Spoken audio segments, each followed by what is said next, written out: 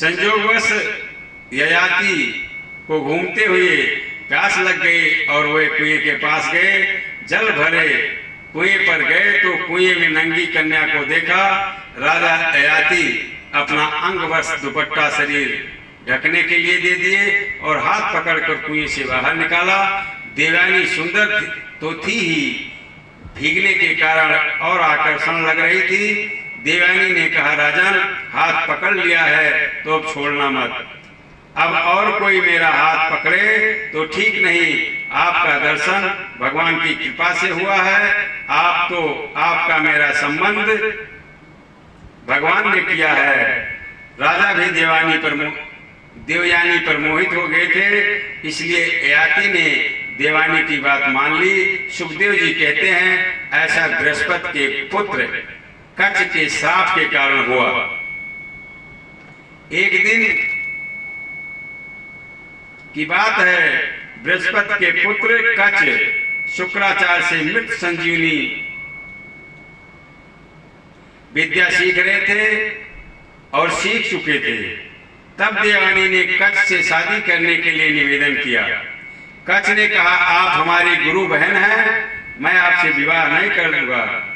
तब देवयानी ने श्राप दे दिया, कहा, अब तक जो तुमने हमारे पिता से सीखा है सब भूल जाओ। कच्छ मृत संजीवनी विद्या भूल गए। कच्छ ने भी श्राप दे दिया, कहा, तुम्हारा विवाह कोई ब्राह्मण पुत्र नहीं करेगा। देवयानी ने ययाति से कहा, राजन, कच्छ के श्राप के कारण मेरा विवाह किसी ब्राह्मण से तो होगा नहीं, इसलिए मैं आपको पति के रूप में स्वीकार करती हूँ। ययाति ने भी प्रारब्ध मानकर स्वीकार कर लिया। देवयानी पिता शुक्राचार्य को सब कुछ सुनाया। कहा, शर्मिष्ठा ने कहा, तुम सब कुत्ते की तरह मेरी रोटी पर पल रहे हो। शुक्राचार्य को भी लज्जा महसूस हुआ। सोचे, उपरेहिती कर्म निंदनीय कर्म है। उपरेहिती कर्म अतिमंदा, वेद पुराण सुमत कर निंदा। इसलिए उपरेहिती कर्म को निंदनीय कहा गया है। वशिष्ठ जी कहते हैं, योग यज्ञ और दान करने से भगवान शायद ना मिले, लेकिन सच्चे उपरेहिती कर्म से भगवान मिल जाते हैं। भगवान को प्राप्त करने का उपरेहिती कर्म आसान धर्म है। शुक्राचार्य ने सोचा, इससे अच्छा खेत या बाजार में कुछ बीन कर खा लेना ही अच्छा है। देवयानी को लेकर नगर से निकल पड़े। राजा हर्ष वर्षा को मालूम हुआ।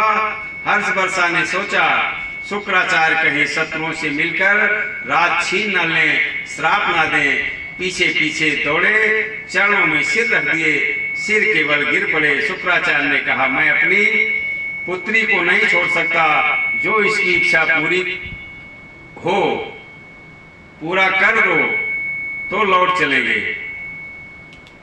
वृषवर्षा ने कहा, ठीक है। तब देवयानी ने कहा, पिता, मुझे जिस किसी को दे दो वह शर्मिष्ठा दासी की तरह मेरी सेवा करे। शर्मिष्ठा परिवार वालों का संकट और गौरव देख करके देवयानी की बात मान ली। 1000 सखियों के साथ शर्मिष्ठा देवयानी की सेवा करने लगी।